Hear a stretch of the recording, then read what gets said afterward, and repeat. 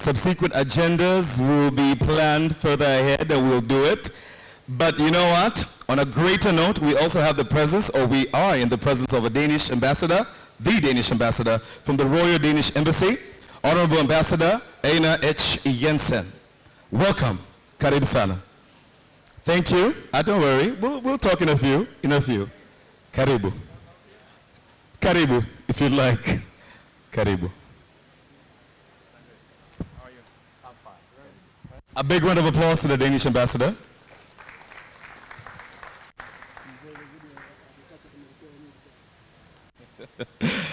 Hey, and we also have a group, by the way, like I told you, in this particular group. Have a seat, Ambassador. Have a seat. Have a seat. We're going to have a great discussion about agriculture and food security as well. Like I told you, we just came from eating, and today we're talking about data in the innovation, or innovation in the data age. Now that's what we're talking about today. That is the theme that we are moving forward with today. Now I'd like to call upon other speakers as well. Kamal Yakub. Can we have Kamal Yakub, CEO of TroTro Tractor. Karibu. Now this guy was very punctual as well, by the way. I like this panel. I like this session. Karibu.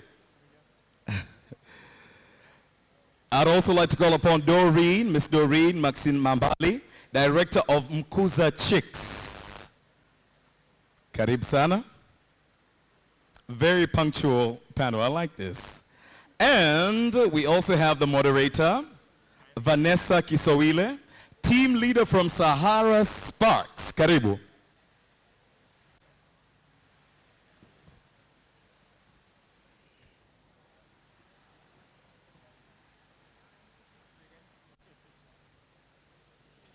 For some who might be wondering, by the way, the future of agriculture and food security, Sahara Ventures, in partnership with the Danish Embassy Tanzania, has been implementing on a lot of things, but especially e-Kilimo. Has anybody ever heard of e-Kilimo before? If you have, or maybe if you haven't, you'll hear more about this. Well, the e-Kilimo Accelerator, Startup Accelerator for the AgriTech startup, we're going to be learning a lot of things, especially on the fact about what are we learning from the project and what are we planning on doing more. And can we use more data to improve the food situation in agriculture in the country? So this is a great panel today, and we're going to be listening to the great conversation. It's going to be a fire chat conversation. After this, we also have another conversation, a fire chat conversation about food security and agriculture. Karibu. Okay, hi guys, how are you? I hope you had a wonderful afternoon and you had a great lunch. So by the way, we were talking about food security, and we just had food. So it's a great discussion. So Honorable Ambassador, the Royal Danish Embassy has been very supportive of the agriculture sector in Tanzania, and recently you were supporting the e-Kilimo acceleration, which is Accelerator, AgriTech Accelerator to support agri-businesses scaling. Why do you think this is a very strategic move, especially in Africa? Thank you very much.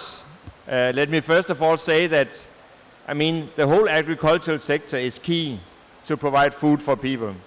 In this country, 70% is still living in the countryside and survive and live on the soil and the ground. What we have to look at for the future is that we need to leapfrog, we need to use the best technologies we can find to improve production and help the farmers out there to improve sales, markets, and so on. And it might still seem to be a long way because Tanzania has very little input on the farm side, only 10 kg of fertilizer per hectare, Kenya 30-40 kg per hectare, South Africa 60 to 70, Pakistan, who has had the Green Revolution, 180 kg per hectare. So of course they produce a lot more than we see in this country. But I believe if we can make the right input available, make the sort of possibility for farmers out there to have the best technology available and knowledge, because without knowledge, you cannot perform your best way. And finally, I think also financing is crucial. Any farmer today, where do you get the money for your inputs? It needs financial inclusion, and a lot of good work has been done in Tanzania on that. Thank you very much. Back to you, Kamal. So TroTro has been connecting farmers to tractor operators and maybe even do more. What has been the impact of TroTro in Ghana particularly? Thank you very much. Just for the audience to understand from the concept of TroTro tractor, Yes. we are the Uber of tractors, you can call us that. We connect tractors to farmers and get farmers tractor services as well. The impact, we've started 2 years ago. The impact is enormous, but I will center it around young people and women. So in particular district in Ghana, in the northern region, we found that a lot of requests is coming from women. And me being very curious, I wanted to understand why that is happening. And from a little bit investigation, I understood that women need time. They value time. And so when they request for tractor services, it saves them 4 days. So what a tractor can do in 2 hours, Wow. they spend 4 days in doing that. Okay. And so when the tractors came into their area, they are the first to request because they know the value of time. Now, if you quantify this to what is going to happen to everyone that is spending 4 days instead of 2 hours using agricultural mechanization on their farms, then you will understand the impact. The impact is saving time, making money, and then increasing yield. Thank you very much.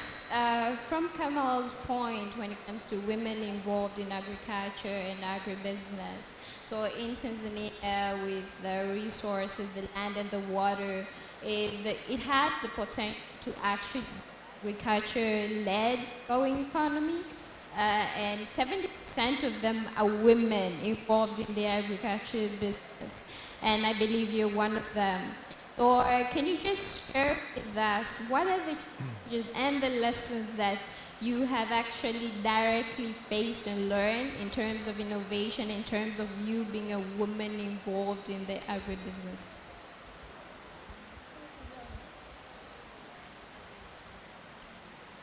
Thank you very much. As we all know, now the world is evolving through data and into the digital world. So a lot of times people can be misinformed online, but women are coming up very strongly. And I found out that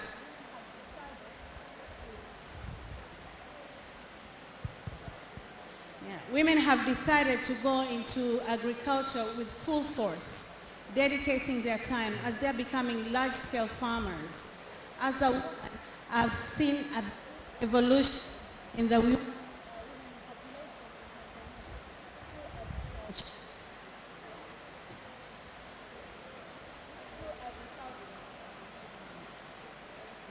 You can use this. All right, there you go. Yes, through agriculture, and as we know, a woman is the backbone of the household. Me being one, I'll testify that. So through that, we have seen more children are going to school, and even the GDP of the country has grown up immensely. This is because of agriculture. Thank you very much. Back to you, Honorable Ambassador. How do you think we can get the policymakers and the government to incorporate innovation in the acceleration of the growth of agriculture in Africa generally? Well, I think we need to continue to point to the weak areas. Let's say you're a farmer out there, you have access to land, you only have a small house, nobody will borrow you the money to get started. That's why we have invested in what we call PAS, Private Agricultural Sector Support Program. What they do is they help farmers with the business plans. With a good business plans, you take them to the bank, and with a 50% guarantee, the farmer for the first time gets his loan to access fertilizer, seeds, farm equipment, and the technology he needs to farm. So I think we need to continue to say, let us make sure we have access to finance. Next, let us make sure you can do transactions. When I came to Tanzania, I was amazed to learn that only 16% has got a bank account. Now, if you want to be a businessman and buy and sell, you need access to financial transactions. Now, luckily, M-Pesa has come along, and today, Tanzania, 70% of the population can do transactions, not because they have a bank account, but because they have access to M-Pesa and other tools. So this kind of financial inclusion is very, very important. In Mozambique, a neighboring country, we're down to less than 30% that are financially included.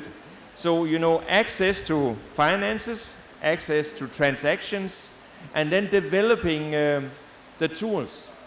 I think if you're a farmer out there, you don't know how much to apply to a given crop, you don't know where you can sell it afterwards. All the information you can provide in terms of how to grow this specific crop on the specific soil you have available, and where to sell it afterwards. And about soils, we don't always know, but in some places you have remote sensing, you can sense from the above, you can survey soils, and you can make that available for farmers as well.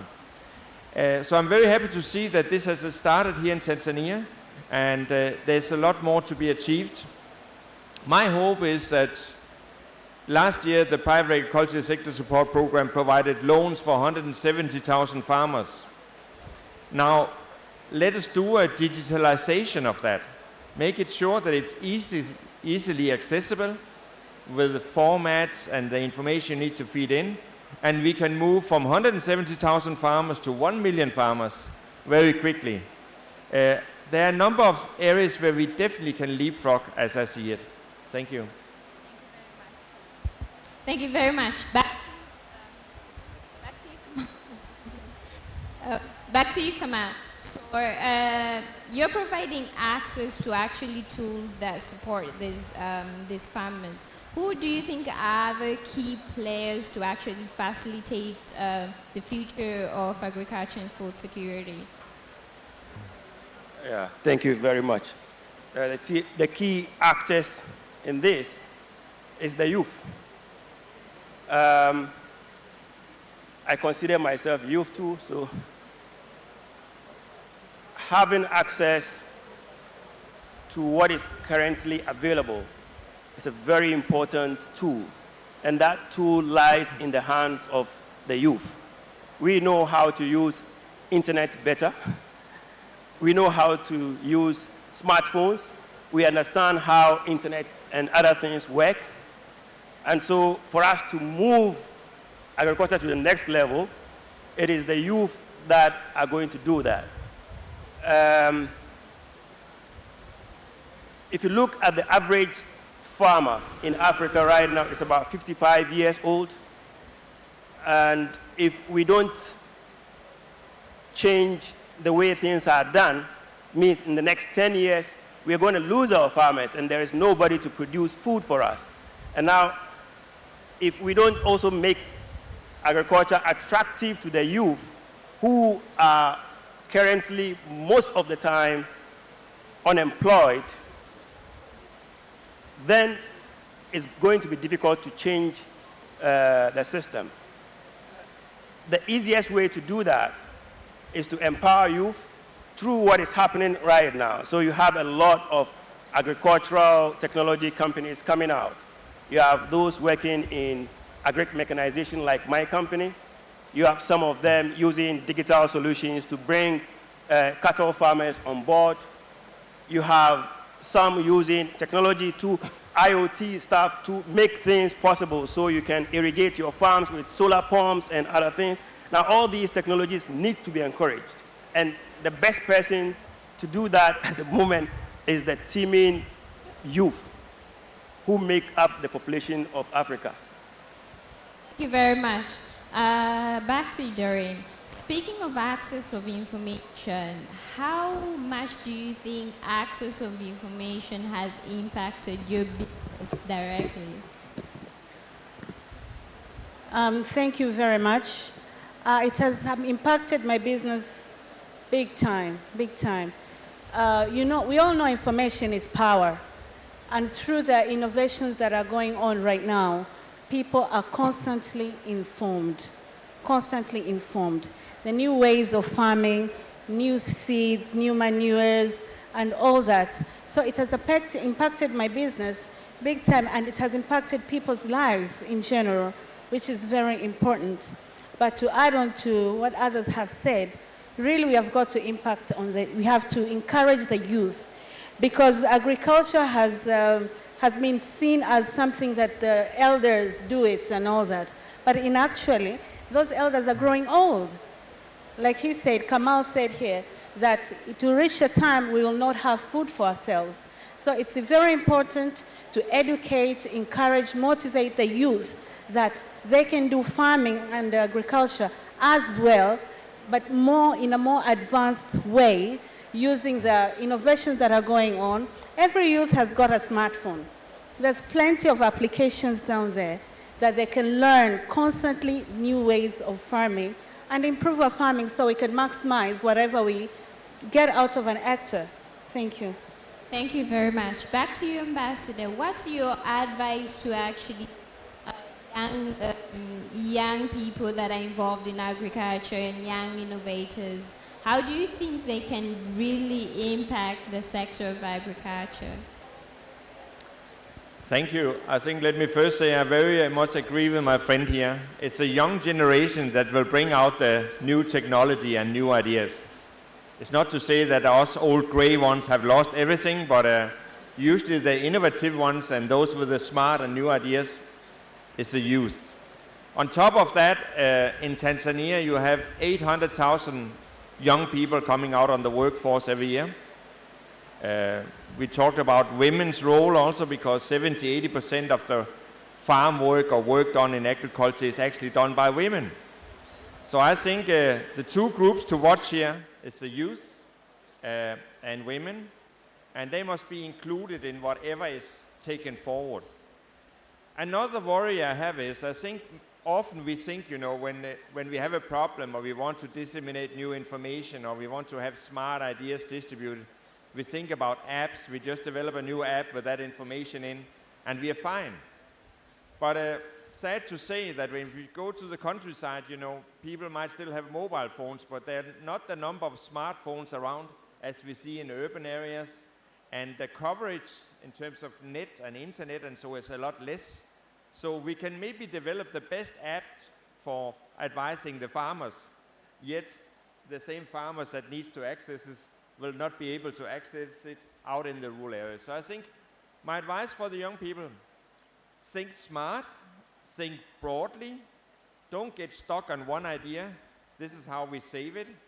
Come up with all your ideas. And I'm very happy to say that, you know, e-Kilimo Accelerator is there to identify ideas, take the best ones, build on them, let them grow, let them develop, grow up to be adults and be a good dissemination tool or good learning tool or the best new idea to do farming. So definitely I can only confirm, use this there, and don't narrow your mind. I would try and keep it as broad as possible and look at all options. We might sometimes find solutions that we never thought about. Thank you very much. Back to you, Kamal. So I get a seat very well, because this is, so you spoke about the impact of TroTro in Ghana. Are you thinking of scaling, go to other countries in Africa? And maybe how do you think of using innovation to actually support the growth of, you know, agriculture in other countries in Africa?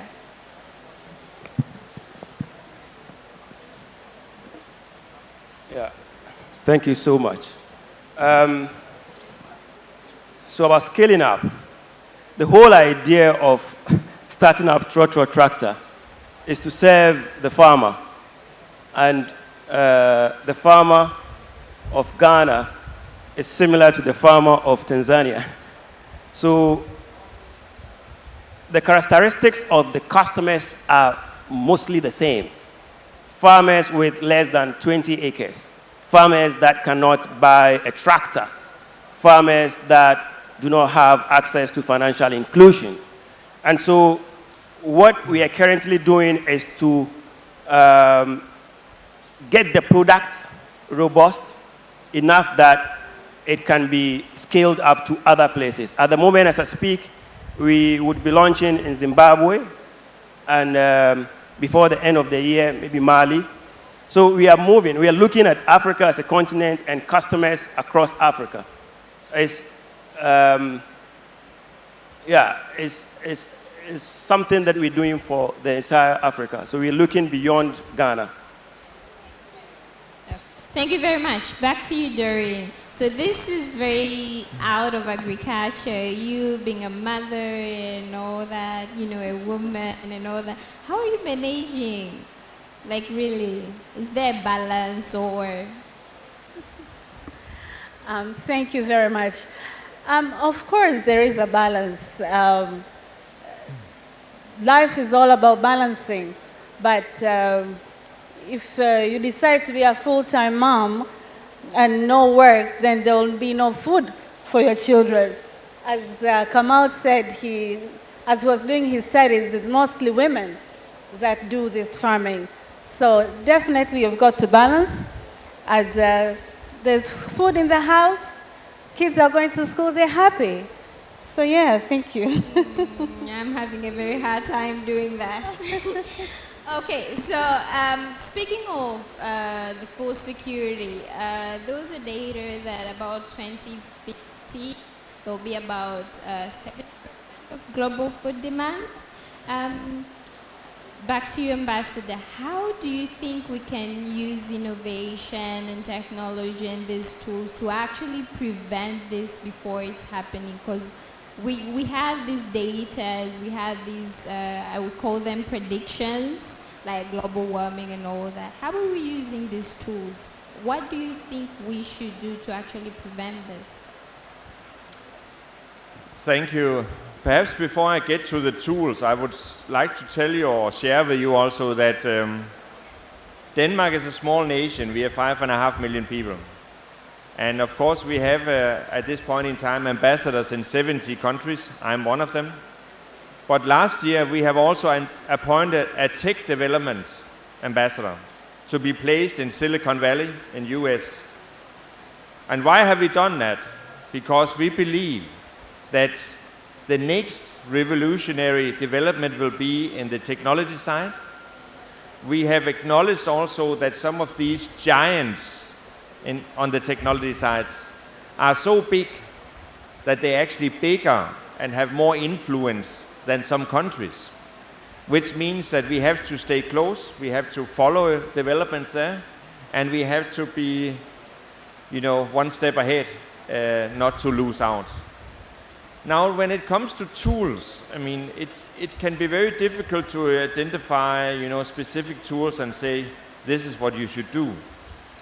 But in my mind, there's no doubt, there's endless possibilities in Tanzania. You've got so much farmable land. It's huge. It seems endless to a small country like Denmark. So the opportunities are out there. You can farm many, many different crops. You run the biggest herd of cattle in Africa. Yet you import milk to this country. So why has it not been possible to set up the dairies? Why has it not been possible to organize farmers in farm groups to provide that milk and for processing and yogurt and so on? So I think it's not only about, you know, maybe farming the soil or finding a specific crop that is a solution with a specific knowledge and technology. It's also thinking about how you organize yourself. And I think your idea about organizing Uber or tractors, how you lend them, how you find them, how you share. Because not everybody can own or have their own farm equipment. There is a time where we must share, and that's the most cost-efficient way of doing it. So again, I would say, think in many different ways. Think in dairy, think in fishery, think in agriculture, think in different crops, and for sure think about making the best information available at the right time. Think about working in areas of financial inclusion. People must be able to do transactions. People must have access to finance.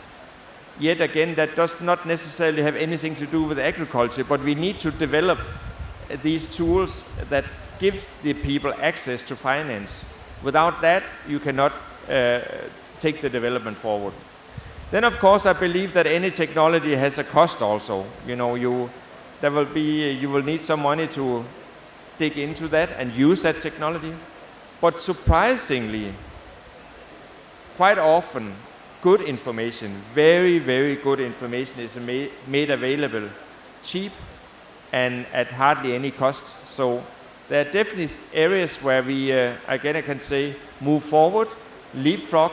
I mean, in my country, everybody has got a bank account, even when you're a child and you're born. In Tanzania, only 16% has got a bank account. But honestly, you don't need a bank account because you still do your transactions. So I think there's things that we did in my country that doesn't need to happen in Tanzania and other countries. So skip it and move on in other ways, but identify these avenues. So the tools can be many. Thank you. Thank you very much.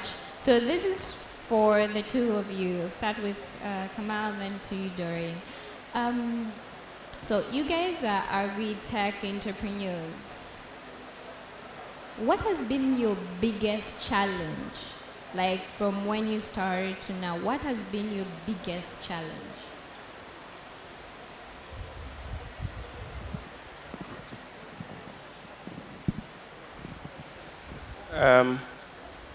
The biggest challenge is adaptation of technology that you bring.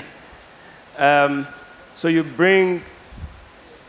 come out with an innovative idea, and you are very excited about it. You get to market, and then the time it takes for your customers to adopt it is longer. Now, that, if you don't have support system around you, you could break down. But that is the biggest challenge. Before I started, I thought money was the biggest challenge. But when we started, you see, you become like a magnet. Everybody wants to come and bring money to it. But then how do you get the end user to adopt the technology? That is, and that is understandable. I think people have done something for 100 years. They've done it in a certain way for over a century, and you want to bring a change within few months in your mind. That is crazy. So, but the fact that it's not happening, for me, is a great challenge that we need to tackle, and not from just the innovators, from the whole stakeholders involved, from the government to individuals, consumers, innovators, everybody. We have to understand that this great challenge is big, and we have to attack it with the enormous whatever we need, whatever we have, the power we have to engage people to understand that for us to move, we need to change.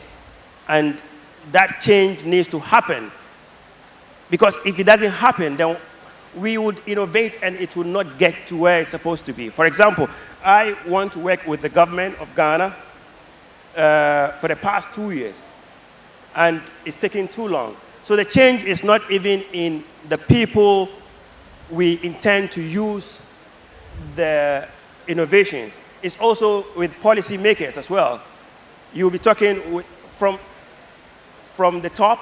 You have to change people's mindset. And you have to also deal with the farmers. Now that is a great challenge. Yeah. Thank you, Kamal.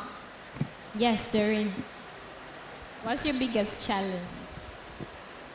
What has been your biggest challenge? Coming from my background as a poultry keeper, my biggest challenge has been access, not only to me, but also to my clients, farmers, is to access finance at reasonable interest rates. That has been very difficult. And also for my clients, my farmers, is to get the knowledge of how to rear a chicken properly, so at a particular age, it's ready. Instead, they try to do shortcut ways to minimize costs. At the end of the day, the quality of the meat is not as good. So for me, really, is information, right information to the farmers. So I believe through the innovations and the internet and all, they'll be able to get the right information so we can start keeping the chickens professionally in a better way than we used to. As Kamal said, is to change. If we don't change, we can't grow. So we are just at the right age. We have to educate. And also, people are worried about the quality of chicken that we give them, hormone growth promoters and stuff like that. No, there's no such thing. Again, is the knowledge and information, really. So there are no problems to the chickens, you know, the ones that are made to grow faster than their times. There are really no problems. No, of course, there are people who do that. You can't control everybody, but that's it. We have got to educate. You understand? We constantly do, but you can't control somebody in their farm. They do whatever they want. But once you educate them, I believe, they will do the right way. They will change. Yes, and you also can't control people eating chicken, because I eat a lot of chicken. Yeah, chicken meat is good. Okay, so back to you, Ambassador. It's been really great talking to you, discussing this. I have a bit of a concern. We're talking about innovation, we're talking about digital tools to these farmers. But for instance, in Tanzania, a big, large number of these farmers don't even have access to those digital tools. What do you think the role of maybe the government and other stakeholders in this? What do you think they can do to actually accelerate this? I can't say they can just lend them the tools, but what do you think can be a proper way to actually solve this first problem, then solve the other? Thank you. Of course, it's a problem when people do not have access to what they need. And the access can be in many areas. I mean, in your country, many people do not have any proof of the land they are farming. That, of course, doesn't hold well with the banks if you go to a bank for a loan. So proving, having title deeds, yes, that helps to having access to your land, of course. Otherwise, I would say for governments to develop this area, there must be some carrots out there. I think it's important that we work with incubation labs or accelerators like Sahara, that you give a space. You give a space for the young people to come with their ideas. You let these space flourish or develop the ideas. You take the best of these ideas forward, and any government must be prepared to leave that space for the young developers. It's not to handcuff or to be too tight on this. Let's try out as many ideas as possible. Then I have one big wish also. It would be great if, imagine everybody in Tanzania had access to Wi-Fi or internet. Imagine, I mean, there are solutions out there where you can span an umbrella across a small urban area or whatever and provide quite cheap access or Wi-Fi to everybody in that area. Imagine if that was a policy of government, you know, to make that available in a cheap and affordable way. That, I think, would be the best sort of trigger to move forward on development and technology, developing the solutions and so on, and giving access. So I think it works both ways. We need a government with a positive attitude to development or diplomacy. We need all the young developers out there. I'm sure the young developers are more than keen to work on it. Not all ideas will flourish and fly, but certainly some of the ideas will be there. And if we pick them up and we provide the assistance, and I can say Denmark is happy to go that route because we strongly believe in digitalization and finding the right technical solutions to avoid what we had to do in the past, but to leapfrog for new ideas. Thank you. Thank you very much. So, quick question to you, Kamal. Are there any new, maybe emerging markets in agriculture that you would actually advise the youth to be involved in? Yeah, the soft side. So data. Yeah, I encourage youth to go into the sciences of agriculture. The next generation, the next level of agriculture is the data agriculture time. It's the precision agriculture. We need computer engineers in agriculture. Yeah, we need mathematicians in agriculture. So that is when we talk about available opportunities in agriculture, and I'm talking about the youth involvement. I'm talking about all these value chains, from the farm all the way to the table. And you need mathematics to understand how soil temperatures are. You need mathematics to understand when the feed conversion ratio of grass into beef, or from concentrated feed into chicken. You need to understand all this and write algorithms and see when the next grain of corn is turning into beef, or is turning into real chicken on your table. And that cannot happen with the way we do things right now. And so we need a lot of young people in the value chain from farm to table. Thank you very much. So thank you very much, guys. It's been amazing. I hope I didn't take too much of your time. That is very debatable. I was really enjoying this. Without even going, I'd like to ask a favor from you guys. We've had a great discussion happening right now, and you know what? I'd be lying if I don't say, come on, there's more to be said.